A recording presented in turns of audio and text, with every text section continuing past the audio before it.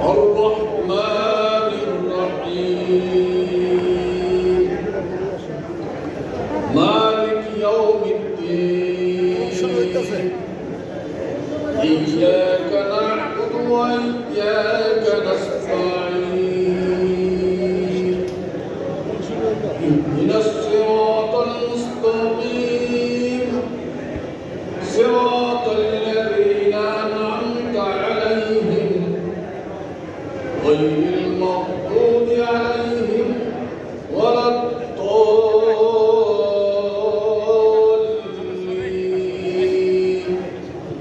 آمين صدق الله العظيم السلام عليكم ورحمة الله যে সমস্ত শিক্ষকেরা আসছে ইরশাদ হচ্ছে অসৎ ব্যবস্থা করে দিবেন মহান রব্বুল আলামিন তার পবিত্র কোরআনে কারীমের সূরা ফাতিহা ঘোষণা করেন কোরআন তেলাওয়াত করবে সমস্ত প্রশংসা সেই মহান সৃষ্টিকর্তা আল্লাহ রাব্বুল আলামিনের, যিনি রহমান এবং রহিম, যিনি শেষ দিবসের মালিক।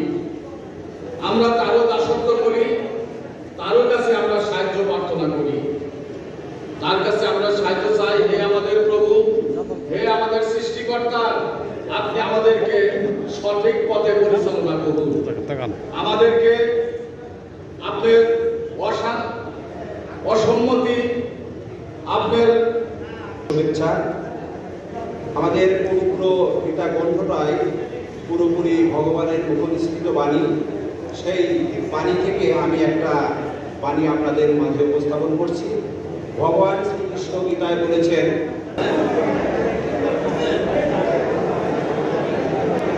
সম্মানিত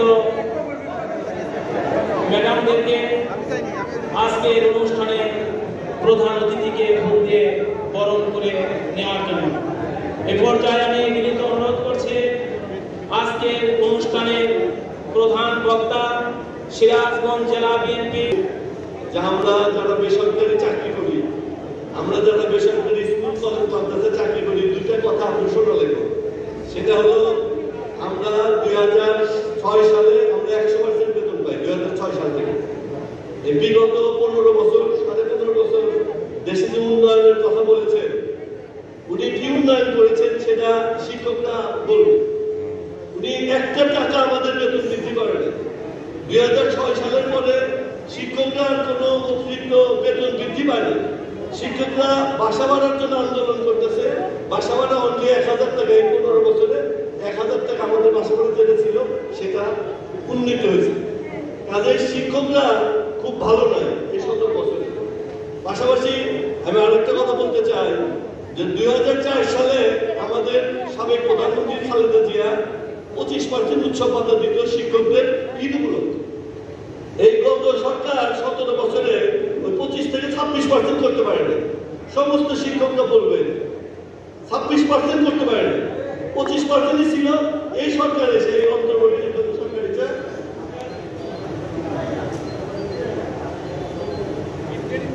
একটু শোনা লাগবে।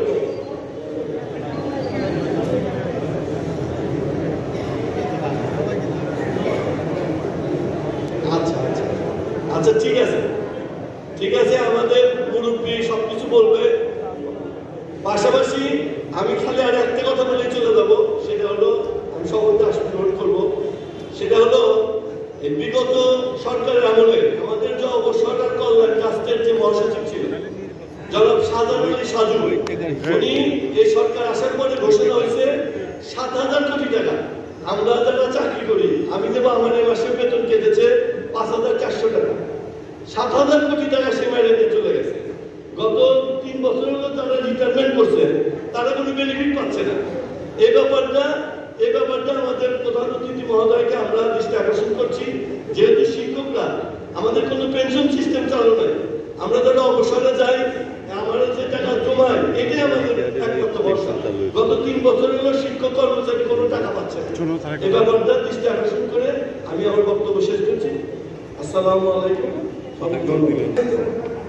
আজকের এই মত বিনিময় সভার সম্মানিত সভাপতি, আজকে প্রধান অতিথি হিসাবে মত বিনিময় করার জন্য যিনি আমাদের আসনকে অলঙ্কৃত করেছেন, আমাদের সকলের প্রিয় নেতা, যাকে এই ফ্যাসিলিটি সরকার একটি মিথ্যা মামলা দিয়ে দীর্ঘদিন আমাদের কাছ থেকে দূরে সরিয়ে রেখেছিলেন এবং যিনি বাংলাদেশের মন্ত্রী ছিলেন, জাতীয় স্থায়ী কমিটির সম্মানিত সদস্য জনাব ইকবাল হাসান মাহমুদ টিপু ভাই উপস্থিত রয়েছেন, জেলা বিএনপির সম্মানিত তিনজন ভাইস প্রেসিডেন্ট এবং উপস্থিত আমার সামনে জাতির মেরুদণ্ড, জাতিকে যারা আলো দেখায় সেই আলোকিত মানুষগুলি, প্রত্যেকটি শিক্ষা প্রতিষ্ঠানের সম্মানিত প্রধান শিক্ষক, অধ্যক্ষ এবং শিক্ষক শিক্ষিকাবৃন্দ, সবাইকে আমাদের নেতা শিক্ষাদান করছে। কিন্তু দুঃখের বিষয়, আমার কলেজে যিনি সভাপতি তিনি ইন্টারমিডিয়েট পাস করেন না।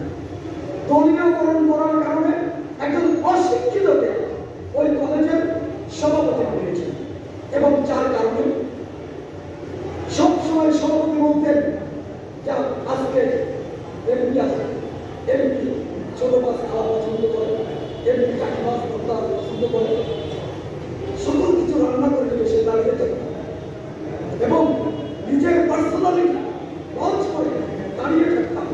কখন এমপি ডাক করবে, কখন প্রধান শিক্ষকের ডাক করবে, তারপরে তাকে সন্তুষ্ট করতে হবে। একজন রাজশাহী বিশ্ববিদ্যালয়ের পড়ুয়া শিক্ষিকা তার কতটা পার্সোনালিটি লঞ্চ করে একজন ব্যক্তির পাস ব্যক্তির সমাজের কারণে রান্না করে এসে কলেজের তার প্রান্তে দাঁড়িয়ে থাকে। এইভাবে গত 17টা বছর চলেছে।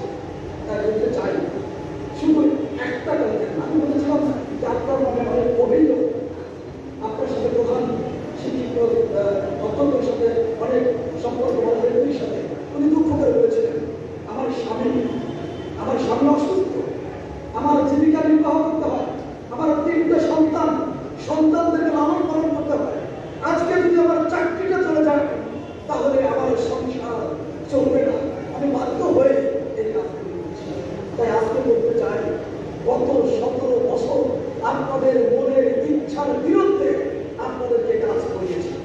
তাই আজকে আমাদের নেতা ইকবাল হাসান মাহমুদ টিপু ভাই আপনাদের কথা শোনার জন্য আপনাদেরকে ডেকেছে, আপনাদের সুবিধা অসুবিধা শোনার জন্য আপনাদেরকে এখানে ডেকেছে। আমি যদি রাজনৈতিক বক্তব্য ঘন্টার পর ঘন্টা দেই, 17 বছরের আমাদের জুলুমের কথা বলি, আমাদের অত্যাচারের কথা বলি, আমাদের নেত্রীর অত্যাচারের কথা বলি, টিপু ভাইয়ের পরিবারকে যে বছরের পর বছর কারাগারে রেখেছে, সেই কথাগুলি বলি, অনেক সময় আপনারা ধৈর্য হারিয়ে ফেলবেন। আমি সেই কথা বলতে চাই না। আপনারা এখানে এসেছেন, অনেক কলেজের অধ্যক্ষ এসেছেন, জেলের জীবন বেঁচে গিয়েছে। সুতরাং যারা বলেন যে টাকা রেখে হবে, আমার মনে হয় যে ওনারা একটু বেশি বাড়িয়েই বলেন। আজকে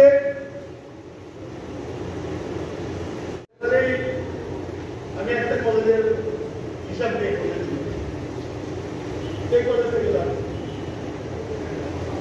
লাভ কোথায়? হ্যাঁ, কিছু সংখ্যক লোকের আমাদের রুটি ব্যবস্থা হয়েছে, কিন্তু যাদের জন্য রুটি ব্যবস্থা হয়েছে কতখানি জাস্টিস আমরা জানেন। আমি বেসিক্যালি ব্যবসায়ী,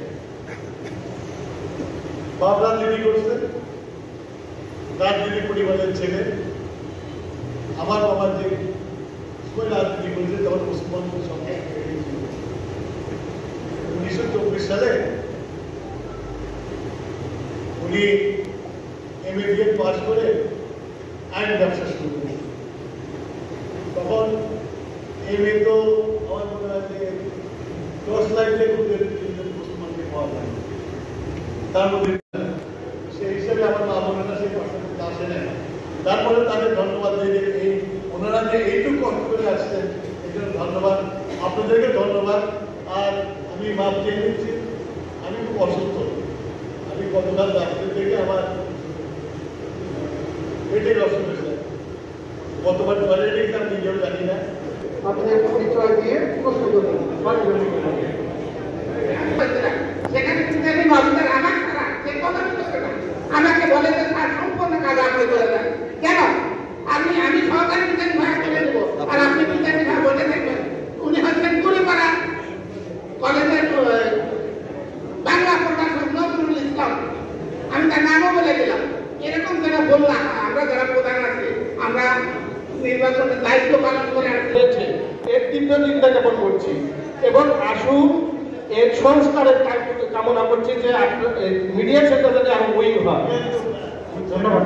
আমরা পত্রিকা এইবার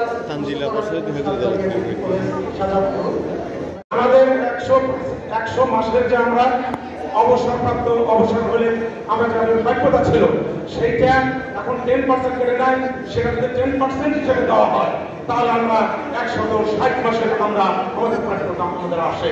আপনি এটাও আমাদেরকে এই ব্যবস্থাটাও করে দেবেন ইনশাআল্লাহ। আমি প্রশ্ন আরো অনেকেই করবেন, আমি স্বল্প কারণে আমি এখানে প্রশ্ন শেষ করতে ধন্যবাদ। ধন্যবাদ। এবার প্রশ্ন করার জন্য আহ্বান জানাচ্ছি।